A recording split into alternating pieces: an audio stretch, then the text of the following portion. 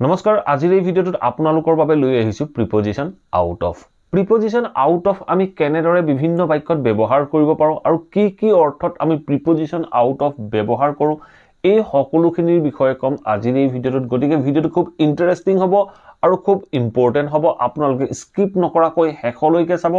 আৰু প্ৰত্যেকটো কনসেপ্ট বুজি লৈ আপোনালোকৰ ডেইলি লাইফত ব্যৱহাৰ কৰিবলৈ যত্ন কৰিব সো আহক এতিয়া টপিকটো ডিসকাস কৰো আৰু আপোনালোকে যদি অনলাইন মাধ্যমৰ জৰিয়তে ঘৰতে থাকি স্পোকেন ইংলিশ বা ইংলিশ গ্ৰামাৰ শিকিব বিচাৰে তেতিয়াহলে স্ক্ৰিনত ওলাই থকা নাম্বাৰটোত আপোনালোকৰ নাম আৰু এড্ৰেছ হোৱাটসএপ কৰক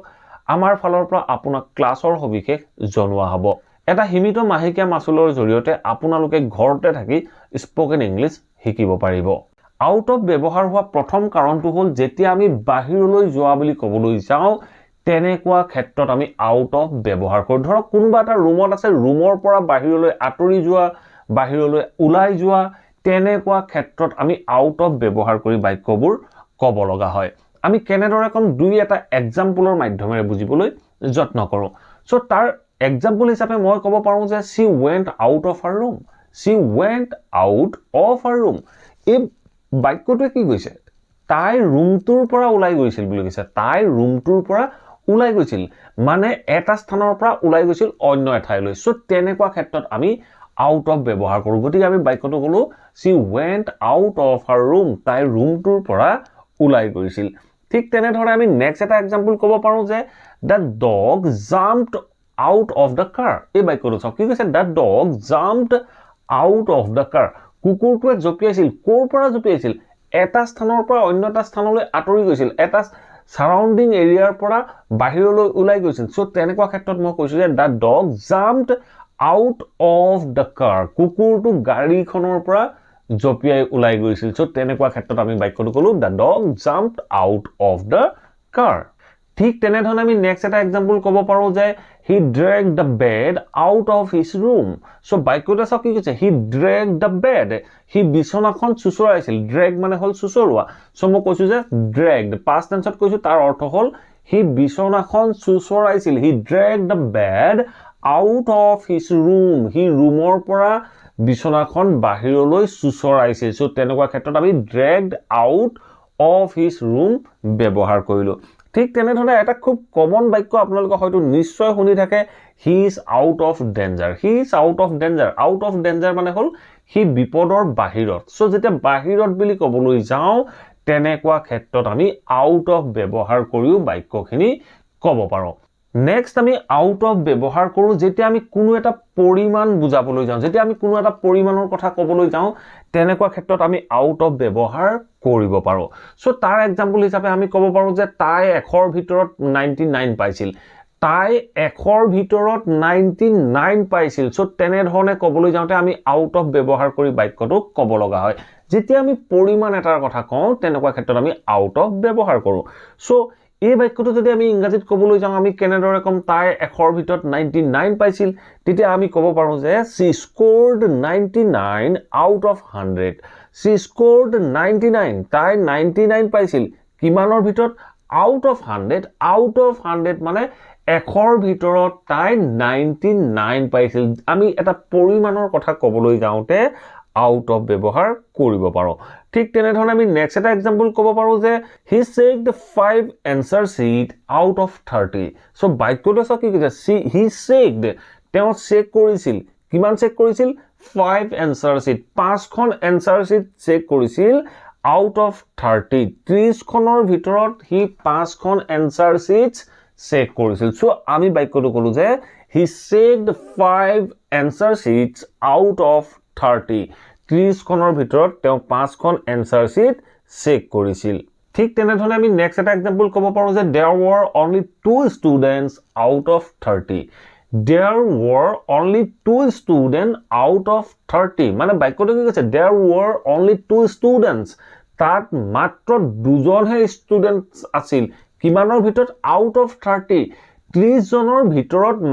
মাত্ৰ দুজনহে ষ্টুডেন্ট আছিল বুলি ক'বলৈ যাওঁতে আমি বাক্যটো ক'লো there were only 2 students out of 30 আমি নেক্সট কাৰণটোত আউট অফ ব্যৱহাৰ কৰো যেতিয়া আমি উলিয়াই অনা বুলি ক'বলৈ যাওঁ তেনেকুৱা ক্ষেত্ৰত আমি took out of এনে ধৰণে বাক্যবোৰত ব্যৱহাৰ কৰিব পাৰো সো আমি কেনেদৰে ব্যৱহাৰ কৰিম তাৰ বিষয়ে জানিবলৈ যাওঁতে আমি দুটা এক্সাম্পলৰ মাধ্যমেৰে বুজিবলৈ যত্ন কৰোঁ সো তাৰ এক্সাম্পল হিচাপে আমি ক'ব পাৰোঁ যে হি টুক এ বুক আউট অফ হিজ বেগ এই বাক্যটো চাওক কি কৈছে হি টুক এ বুক আউট অফ হিজ বেগ মানে হি তাৰ বেগৰ পৰা এখন কিতাপ উলিয়াই আনিছিল সো বাক্যটোৱে কি বুজালে উলিয়াই অনা বুজালে সো আমি বাক্যটোত ক'লো হি টুক এ বুক আউট অফ হিজ বেগ হি তাৰ বেগটোৰ পৰা এখন কিতাপ উলিয়াই আনিছিল ঠিক তেনেধৰণে আমি নেক্সট এটা বাক্য ক'ব পাৰোঁ যে he dipped his hand into his pocket so বাক্যটোৱে চাওক কি কৈছে he dipped his hand into his pocket তেওঁৰ পকেটত হাত ভৰাইছিল and he took some money out of his pocket বাক্যটো চাওক কি কৈছে and he took some money আৰু তেওঁ অলপ টকা কি কৰিছিল and he took some money out of his pocket আৰু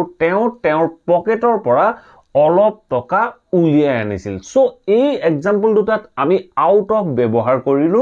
উলিয়াই অনা বুজাবৰ বাবে আৰু এজন ভিউৱাৰ আছে মোক খুদি আছিল যে out of this out of date আমি কেনেদৰে ব্যৱহাৰ কৰিব পাৰো সো আমি দুটা এক্সাম্পলৰ মাধ্যমে তাক বুজিবলৈ যত্ন কৰো সো ফাৰ্স্ট এক্সাম্পলটো চাওক ফাৰ্স্ট এক্সাম্পলটো কি কৈছে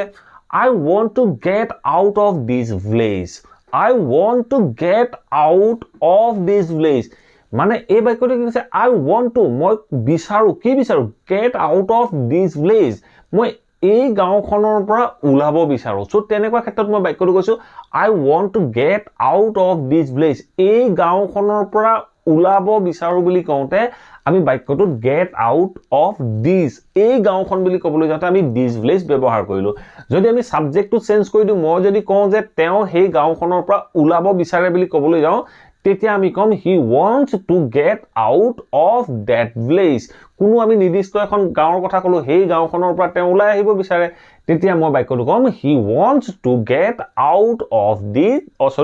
that village এনে ধৰণে আমি out of this village out of that village ব্যৱহাৰ কৰিব পাৰো ঠিক তেনে ধৰণে আমি নেক্সট এটা এক্সাম্পল ক'ব পাৰো যে his ideas are out of this world so এই বাক্যটো চাওক কি কৈছে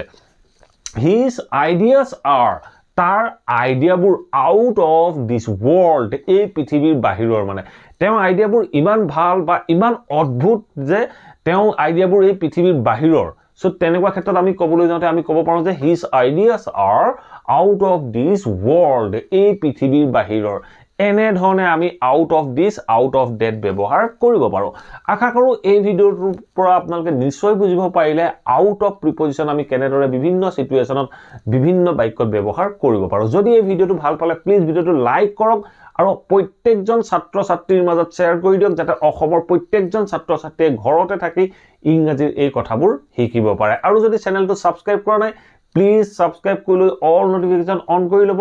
মই যেতিয়া আপোনালোকৰ বাবে এনে ধৰণৰ ইংলিশ লাৰ্নিংৰ ভিডিও আপলোড কৰিম আপোনালোকে নোটিফিকেশন পাব আৰু ভিডিওবোৰ চাব পাৰিব আৰু এইখিনিতে আপোনালোকক এটা কথা জনাই লওঁ আপোনালোকৰ যদি কিবা টপিক আছে কিবা কোৱেশ্চন আছে আপোনালোকে মোক কমেন্ট বক্সৰ মাধ্যমেৰে জনাব পাৰে আৰু মই সেই টপিক বা কোৱেশ্চনটোৰ ওপৰত ভিডিও বনাই আপোনালোকক ক'বলৈ যত্ন কৰিম thank you for watching this video